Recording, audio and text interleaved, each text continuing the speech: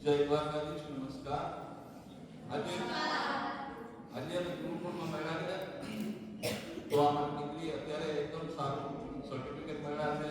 ગુરુકુળનો બહુ આભાર માનીએ છીએ કે અમારી દીકરીને આટલો રિસ્પોન્સ મળ્યો.